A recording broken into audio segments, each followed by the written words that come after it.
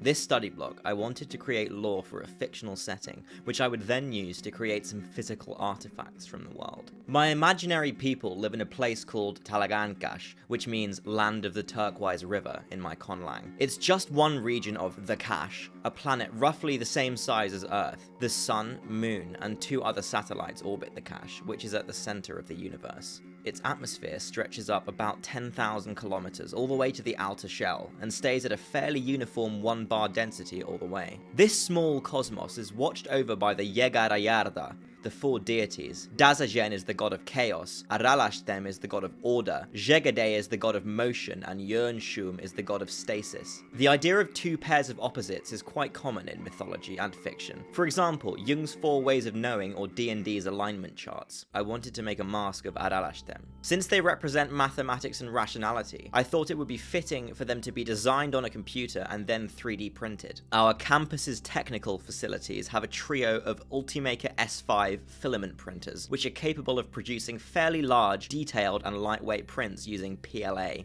I drew some sketches, which I used as reference to begin 3D modeling the mask in Blender. Originally, I wanted to have 5 eyes, each with an impression of a different platonic solid. However, I eventually decided that I didn't like how this looked, so I added 2 more eyes, which I liked more. The printers have a build volume of this big, meaning the mask would need to be split into 3 main segments, plus a few extra ones for eyes and ears. These took a little over a day to print. Once they were done, I glued them together with some Aralaştem before sanding them, applying a few coats of filler primer, and sanding them again. I sprayed the mask with a few coats of silver chrome paint, and the eyes with a darker chrome. I masked the lips and forehead with masking tape and some vinyl stickers that I had cut out, before putting on another coat of dark chrome. At first, this began to reactivate the silver below, so I had to spray on some sealant and use a slightly different type of dark chrome paint. I put some kaleidoscope lenses in the eyes. I wanted them to glow, so I bought some LEDs and other electrical components. I hadn't soldered much before, so this was a good learning experience. The LEDs wanted about 2.2 volts each, so if I hooked them up in parallel, I could power them with the 3 volts provided by a pair of AA batteries.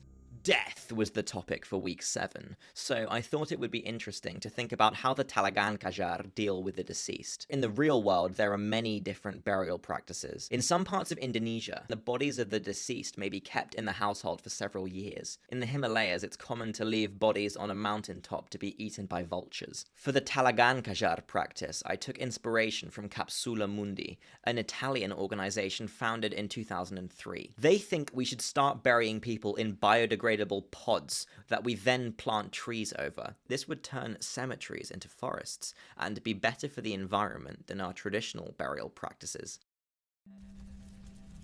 I thought the people in my world could place the body inside a contraption called a zagrutom, which means rotting machine.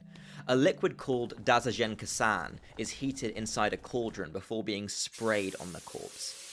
This causes it to rapidly decay into an extremely fertile kind of soil called tarkash, which is then poured on the ground, over time forming a special kind of forest known as a Suujglop. These forests are presided over by the god of stasis. The trees that grow there glow faintly with the stories of the lives of the returned. At the center of these woodlands, circular lakes tend to form. These are populated by glowing flora and fauna that are not found anywhere else.